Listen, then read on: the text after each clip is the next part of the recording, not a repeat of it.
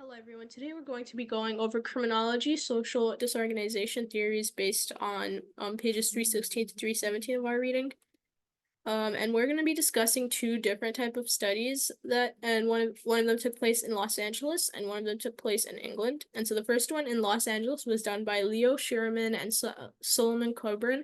They were criminology researchers and professors in California universities, and their study called Community Careers in Crime was published in a journal of University of Chicago. And so Schuerman and Kobrin's 1986 study analyzed LA County's juvenile crime data from 1950 to 1970. And so they got this data straight from the police. And so an overview of Schuerman's and Kobrin's study was that they used four main factors to kind of measure what led to delinquency. The first one is land use, and then it's population composition, socioeconomic status as third, and fourth is subculture. And as you can see to the right is the abstract of their study. So going over the first one, land use, it kind of describes three different stages of how a town can develop and how it can lead to delinquency. The first is an emerging town, which is a new town. It has new housing developments, emerging businesses, and it's also closer knit residents and families.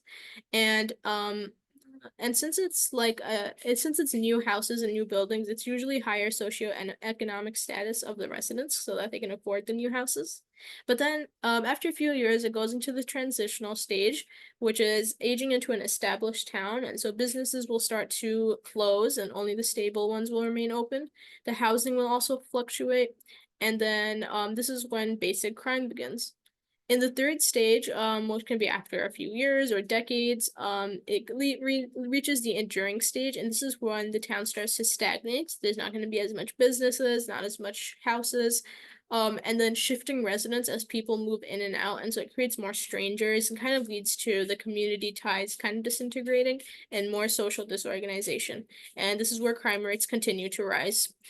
And going into more of land use, so these are signs that Schuerman and Kobrin gave that a neighborhood's deterioration leads to rising crime. The first one is shift from houses to apartments.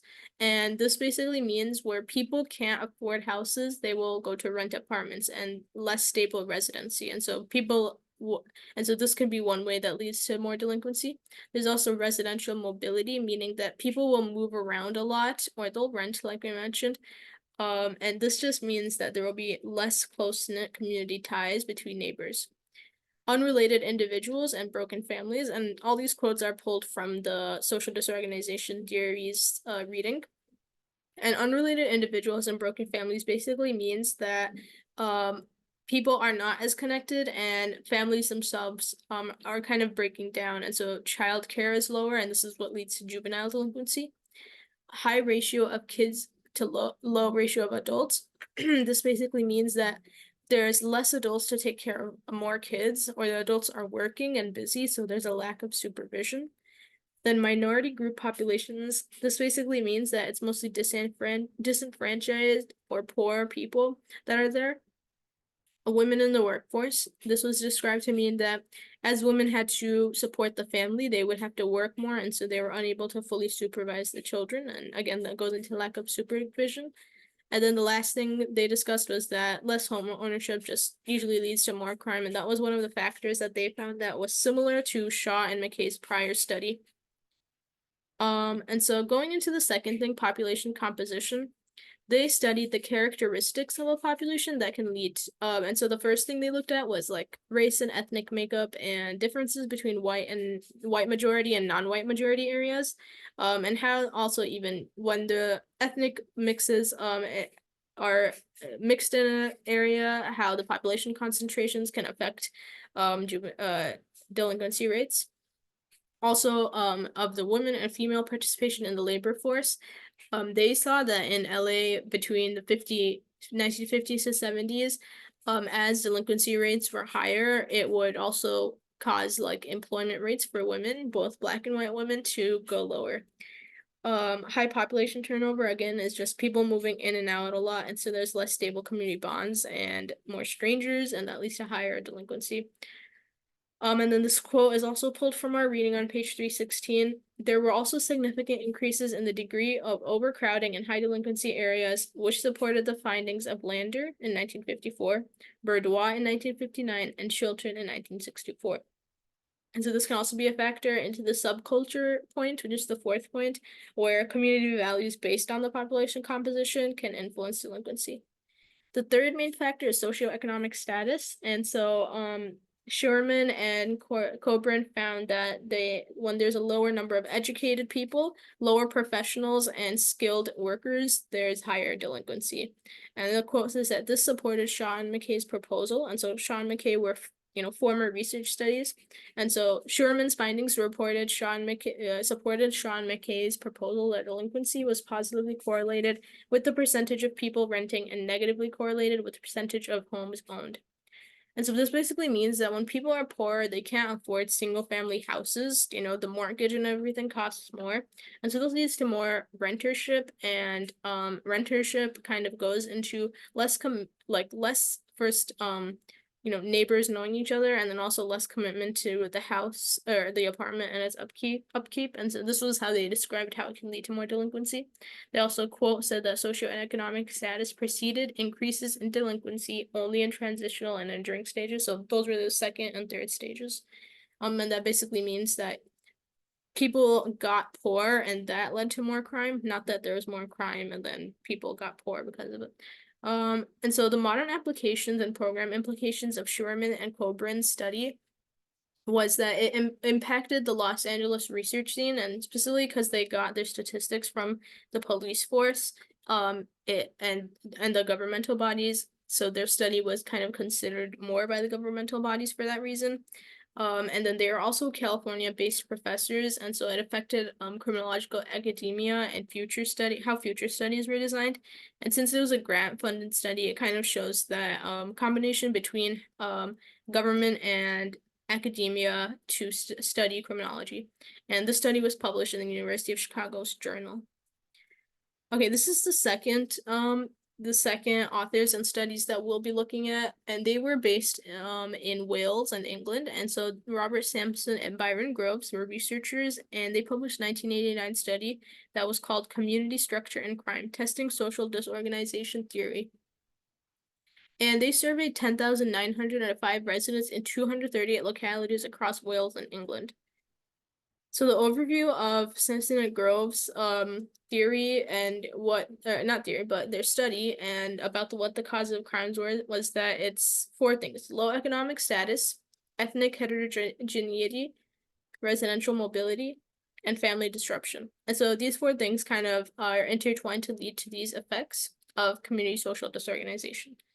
The first is that when there is ethnic heterogeneity, that just means that there's different ethnic groups and there's low familiarity between them, and so it leads to low care for neighbors and kind of like strangers. And so despite this, like they also mentioned that even if there is ethnic heterogeneity and different ethnicities, once they're able to get to know each other, it can still lead to tighter social bonds, and rather than disorganization, it would be organization. The residential mobility just means high population turnover, and so there is low home ownership, and that means that people weren't always staying in the same homes; they were moving in and out, and more strangers would be moving in. And they describe how that would lead people to not be as vigilant about who was in the neighborhood and who may be committing crime. And then family disruption, families can't supervise their children, and in Sampson and Grove study, they said that two-parent families can provide more supervision, and so it is less likely to lead to juvenile delinquency. And overall, all these factors can lead to high crime and delinquency rates. And so an overview of Sampson and Grove's methods was that they preferred a survey, and they surveyed 10,905 people, which is a very large number and large survey pool. And this quote over here we can see is that their rationale was that previous research had relied on census data that were not valid measures of community structure or crime. Sampson and Grove also argued that survey data were superior to Shaw and McKay in 1942's reliance on official crime statistics. And so they do it is a good methodology to branch out and have surveys, and they were able to get a large survey pool of participants. However, this could also be a weakness and limitation where they were missing the official crime reports and the official crime statistics, and they had to rely on the survey respondents and just believe that they would be truthful about what they reported, and that could lead to some weaknesses in the methodology. And in general, social disorganization theory, one weakness that's described in our text on page 317 is that a major drawback of social disorganization research has been the relative lack of theory to guide or explain the research. Bursick 1988. Much of the research in this area has paid tribute to social disorganization in the literature review and then simply conducted analyses with little theoretical explanation for the findings. This basically is saying it's basically saying that there's so many different authors and researchers that conducted studies in their cities, and they kind of analyzed the studies. However, they did not look at the macro picture co- to to combine all of the analyses and create an overall theory based on the smaller studies. And so that's kind of one weakness. And more weaknesses of social disorganization theory is that the results can vary across different regions and eras, so it's hard to generalize. Another one is that there's different types of crimogenic factors that can lead to delinquency, and they might be differently defined between the studies. The third one is that there's different ways to measure these different types of factors, and so the measures can be quantitative or qualitative. It's also difficult to establish actual causation between factors rather than just correlation. For example, they mentioned population mobility a lot, but it's difficult to say whether people moving in and out of a neighborhood is what causes there to be more delinquency, or rather it's the delinquency and crime rates being high that causes people to start moving out. And the varying ways that crime is measured, so it can either be through a police reports or by surveys that we just mentioned, and so this could lead to different populations responding and kind of skew the results of this of like how the data is gathered. But overall, even despite these weaknesses, social disorganization theory has had a large impact. And Sampson and Groves concluded that Sean McKay's U.S.-based model from the 1940s was still a good explanation and applied to their England and Wales crime rates, and so it could apply to other countries too. And their conclusions and so Sampson and Groves' conclusions about family structure and society's familiarity with one another made people care more about abiding to mutual social rules, specifically in the England and Wales where their study impacted. And so in general, this just shows that social disorganization theory does have a lot of modern applications and a lot of different studies that contribute to it.